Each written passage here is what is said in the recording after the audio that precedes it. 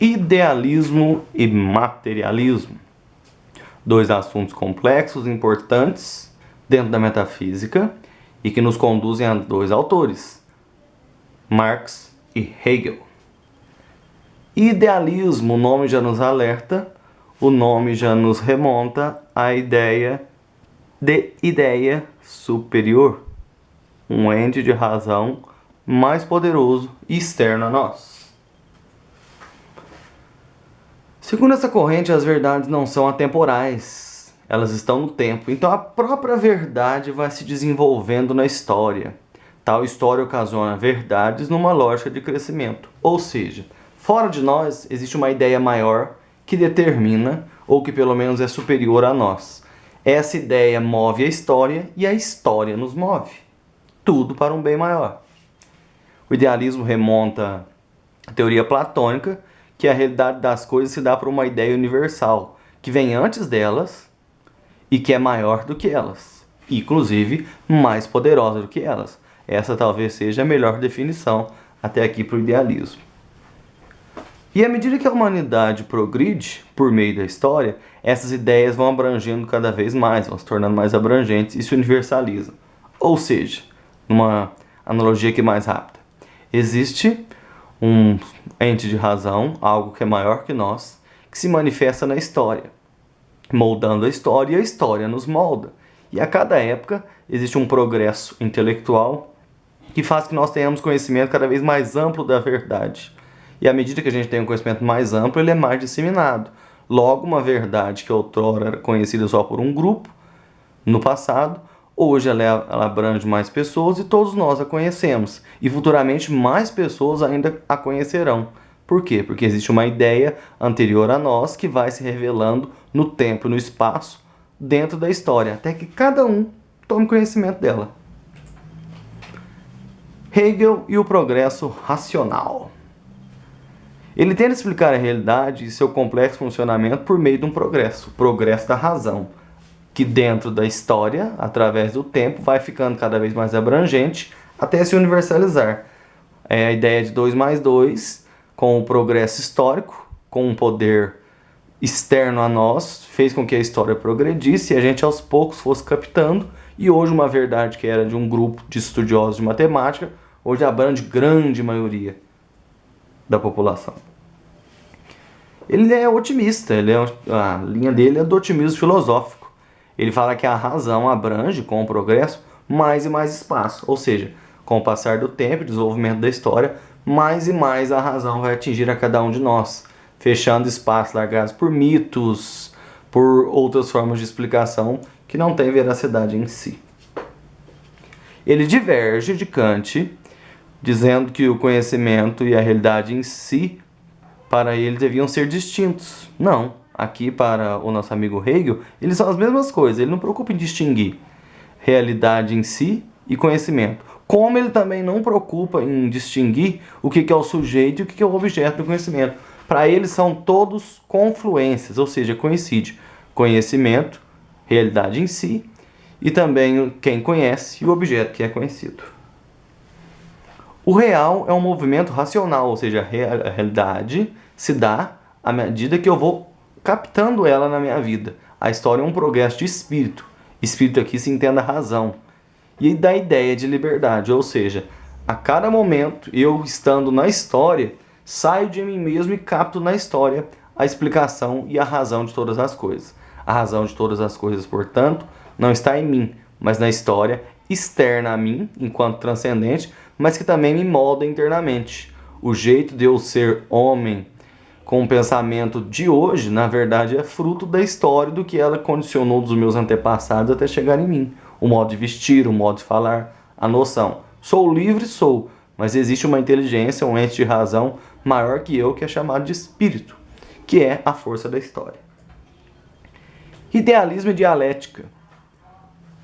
O movimento do pensamento, essa teoria diz que ele é constituído de tese, afirmação, antitese, uma ideia contraditória, afirmação, e a síntese, um resultado dessa contradição, que supera e mantém partes de ambas. A história tem seu próprio sistema de verdades, E como ele é temporal, ele é feito de uma afirmação, de um período histórico que depois o outro contradiz, e um terceiro período os unifica, apazigua e acaba superando a cada um deles, ou não. Ele é temporal, já que ele é temporal, não dá para captar tudo em um único tempo, abarcar tudo. Não dá para pegar, ser anacrônico e olhar o mundo há 1000 anos atrás e imaginar por que ele fez ou não fez tal feito histórico. Porque a história vai se desdobrando e a partir do progresso histórico, de como a história se processa, é que eu vou tomando conhecimento dela. Ora a gente nega, ora a gente afirma, ora, dando um exemplo aqui dialético, período de guerra, período de paz, ou vice-versa, período de paz, período de guerra, e depois sociedade civil, que tem características dos dois elementos, superando e mantendo cada um deles. A cada síntese acontece um progresso do espírito da ideia de liberdade. Repetindo, tese afirma, paz, antítese, guerra, síntese, sociedade civil, ou paz democratizada. Não é a paz que a gente quer, mas é a melhor síntese que a gente tem. E a gente capta isso a partir da história. Eu olho no passado e vou ver que tinha um período de guerra, a tese, depois a antítese foi a paz, e hoje eu vivo, talvez a síntese disso, que já é porta de entrada para uma outra tese, uma outra antítese e uma outra síntese. O objetivo do progresso do espírito, que é a história, é alcançar a totalidade absoluta, até que todos a entendam, dela façam parte de modo consciente e com ela possam viver e aprender, fazendo cada vez mais a racionalidade ampla. E aí, ele divide as teorias dele em espírito subjetivo, é o momento em que se gera consciência individual, ou seja, eu reconheço como parte da natureza e como ser histórico. O espírito objetivo, a história se reconhece como cultura, aí nascem as instituições. Eu tenho um modus operandi, eu vejo que eu sou inserido numa realidade e é ali que eu tenho que me desenvolver, criar paixões, me moldar, aprender, trabalhar, produzir. Por isso que nasce o Estado e a moral, as instituições. Eu preciso criar mecanismo de ser representado. Não só a partir de mim, na subjetividade, mas representado todos. Daí o modus operandi, um modo de viver. E por efeito, aparece o chamado espírito absoluto, que é a história que se reconhece, vejam só, como arte, filosofia e religião. O progresso amplia-se, tanto que se tornou universal. Eu mergulho agora na verdade das coisas. Exemplificando, eu posso elevar a filosofia, da definição básica dela de amor pelo saber, ao saber absoluto. Eu posso, com o passar do tempo, fazer que agora a filosofia entenda realmente e saiba aquilo que de mais profundo ela pode saber. E aí cabe à filosofia compreender e explicar o mundo, não abordar seu futuro. Aqui já é um ponto discordante dele. Ele acha que cabe confiar na história e em seu desenvolvimento, que de um jeito ou de outro nós vamos chegar a um bem maior. A filosofia não pensa em caráter de futuro. Ela pensa e interpreta o que acontece e o que já aconteceu. E agora, o materialismo histórico e dialético. Materialismo é uma teoria sociológica, econômica, além de, claro, filosófica. A obra base dela é o Capital, a obra do Marx. Ele é definido como um pensamento que afirma serem as relações sociais eventos históricos e as formas de pensamento determinadas por fatores econômicos, produção, subsistência, conflito de classe. Ou seja, o que rege a humanidade não é uma ideia transcendente, é a materialidade, o material, os meios de produção. Diferente, então, do idealismo, que é uma ideia. Aqui é a materialidade, por isso materialismo, as condições e os meios sociais. É uma teoria política e sociológica, além de, claro, filosófica, quero frisar isso. Obra brasileira, mas não vamos fazer como muitos fazem, de esquecer do nosso amigo Engels, que também trabalha junto com Marx. Focam tanto em Marx e esquecem do Engels. O materialismo histórico dialético agora tem como base de origem subversão por meio da revolução. A classe proletária percebe que está sendo oprimida e que a história não é alguém externo, um poder externo, mas é a gente mesmo que tem que transformá-la. A teoria dele também tem como embasamento que existe uma contradição interna no capitalismo. O proletário produz a riqueza, mas ele não desfruta das benesses dela. É o problema de produzir ricos ao invés de produzir só riqueza. Ele é o que menos desfruta e o que mais trabalha. É preciso tomar consciência disso. E aí o proletário, ou seja, aquele que vende sua força braçal, só produz a prole, levaria um período que ele chama de comunismo. Claro, gente, isso aqui era um assunto para uma aula, estou apenas recapitulando para a gente adentrar na teoria metafísica dele. E o que seria esse período do comunismo, ou esse Estado comunista? Que não haveria luta de classes, porque os proletários tomariam o meio de produção dos burgueses. E para tal seria necessário um governo ditador, daí muitas críticas ao comunismo, fortalecendo o Estado, a chamada ditadura do proletariado. No materialismo se quer subverter a ordem vigente, diferente do idealismo que espera que com o progresso da história vai tudo dar certo. Ele fala que não, que a gente tem que transformar a história. Não existe uma mudança ad extra para fora de nós, mas é nós que temos que forçar a mudança. A base é a mudança social.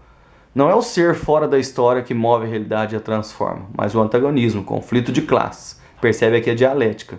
Meios de produção, ausência de meios de produção e conflito.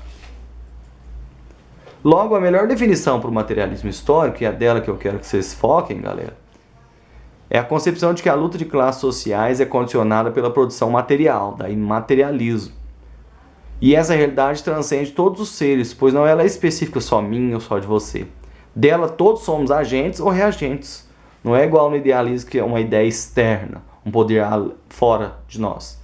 A gente pode escolher ser agente, transformar a história ou reagente e esperar que ela aconteça sem fazer nada. E aí a consciência não é uma consciência da história interpretando a história. Ela é determinada pelas condições materiais, os meios que eu possuo. Ele fala que a filosofia, ao contrário aqui podemos inferir do Hegel, perdeu muito tempo interpretando a história. Está na hora dela transformar a história. Não é um pensamento e nenhuma norma dele aplicados ao mundo. Aqui, ó, olhando o idealismo, que existe uma coisa externa a nós que rege a história. O que rege a história é uma outra forma de dialética. Ele propõe uma dialética diferente da platônica. A dialética de Marx e Engels é o fruto das contradições sociais. As contradições, portanto, não são entre ideias, mas entre classes encarnadas. Materialismo. Logo, a ciência marxista investiga os entes e suas relações com as estruturas de pensamento, como que a matéria, a posse, os conflitos e as sociedades se desenvolve, e não a força da história sobre elas, já que quem eu devo mandar na história enquanto classe social, não a história mandar em mim. Ele parte de condições materiais objetivas que possibilitam que o ente seja, ou seja, como que eu me manifesto no mundo enquanto ente e como que eu faço isso? Tendo ou não condições. Compreender isso permite subverter o sistema nocivo. Se eu perceber que não tem nada de transcendente na história, a não ser que eu a mude, que eu sou escravo de uma classe que menos produz e mais desfruta, deixando para mim apenas o valor pago pelo que eu fiz e não pelo que eu sou e pelo que eu me dediquei, aí eu posso criar novas alternativas, utopias e também práticas. Ou praxis, teoria e prática aplicada na realidade. Tal efeito exige denunciar ideologias, conceito muito forte dele, e aquela crença de que as instituições sociais são naturais. Não, o Estado não é natural, a condição econômica do meu país agora não é natural. São construções históricas. O poder da história não é maior do que eu que sou maior do que a história. E sempre, além de não ter nada de natural nessas instituições, na opressão, na relação de discórdia, no desemprego, nas condições humilhantes de trabalho, não tem nada de natural nisso. Eu não tenho que ver como natural, eu tenho que ver como histórico e querer superar tais problemas. Para a história chegar a um fim positivo, a classe que sofre opressão deve romper com a ideologia, superar o sistema, e não esperar que com o processo histórico, como queria Hegel, tudo vai chegar a bom termo. E aí, deixo para vocês, referência, sempre bom lembrar. Por hoje é só, pessoal.